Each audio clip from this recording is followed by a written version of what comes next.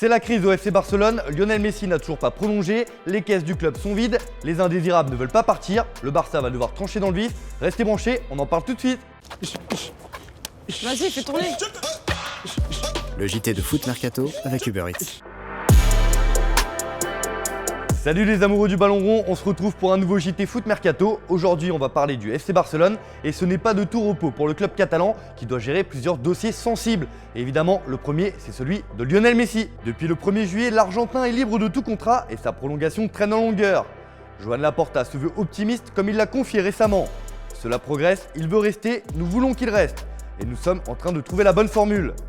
Cette bonne formule justement pourrait être que les autres joueurs du club baissent leur salaire afin d'arriver aux prétentions de Messi car les caisses sont totalement vides au Barça. Oui, mais le vestiaire n'est pas forcément de cet avis.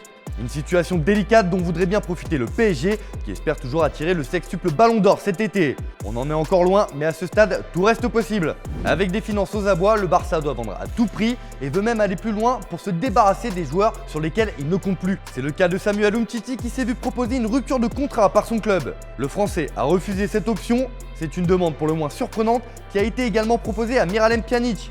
Les deux joueurs ont reçu un courrier de la part du club pour leur proposer de mettre fin à leur bail. Tout est bon pour réduire la masse salariale au Barça. Une proposition surprenante qui, elle, a été acceptée par Matheus Fernandes. Pourtant lié jusqu'en 2025 avec les Blaugrana, le Brésilien qui n'a jamais percé s'est vu montrer la porte de sortie par ses dirigeants. Avec les arrivées de Sergio Agüero et Memphis Depay, c'est aussi en attaque qu'il faut dégraisser. Le principal candidat au départ est Martin Braithwaite. Le Danois réalise un euro canon et devrait voir sa cote exploser cet été. C'est le Barça qui s'en frotte les mains. Alors que de son côté, Jordi Alba ne veut pas partir. Dans le viseur de l'Inter, le latéral gauche a fait savoir à ses dirigeants qu'il souhaitait rester en Catalogne et même y terminer sa carrière. Pour rappel, il est sous contrat jusqu'en 2024. En revanche, pour Junior Firpo, l'aventure semble bel et bien terminée. Le latéral gauche va débarquer dans les prochains jours à Leeds United. Le club anglais a trouvé un accord avec le Barça sur un montant de 15 millions d'euros plus 3 de bonus. Le joueur n'a plus qu'à passer sa visite médicale pour valider ce transfert.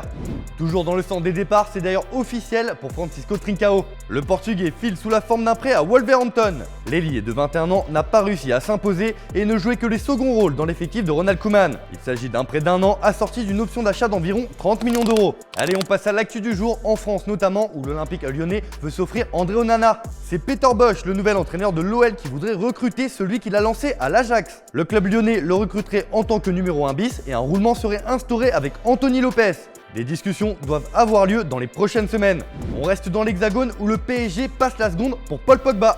Selon nos informations, le club de la capitale se rapproche des prétentions de l'international français. En fin de contrat dans 1 an à Manchester United, le milieu de terrain pourrait bien bouger cet été et Paris, qui se veut très ambitieux sur ce mercato, compte bien en profiter. À l'OM, ça sent bon pour Matteo Guendouzi. Selon nos informations, le milieu de terrain va arriver prochainement à Marseille et passera sa visite médicale en début de semaine prochaine. Le club phocéen est tombé d'accord avec Arsenal pour un prêt payant accompagné d'une option d'achat légèrement supérieure à 10 millions d'euros. À la Juventus, 2 cadres sont sur le point de prolonger leur contrat. En effet, Paolo Dybala a entamé des négociations avec la vieille dame pour poursuivre l'aventure dans le Piémont. Sous contrat jusqu'en 2022, l'Argentin devrait s'inscrire sur la durée avec les Bianconeri. Une prolongation qui attend aussi Giorgio Chiellini. Le légendaire défenseur italien devrait paraffer un nouveau contrat jusqu'en 2022.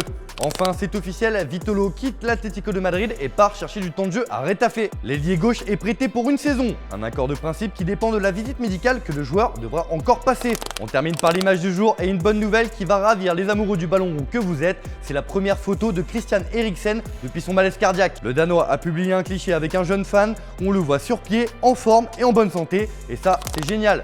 Voilà, c'est tout pour aujourd'hui. Merci de votre fidélité. On se retrouve demain pour un nouveau JT Foot Mercato. Cette fois, je vous laisse en compagnie de l'excellent Guillaume Vigier.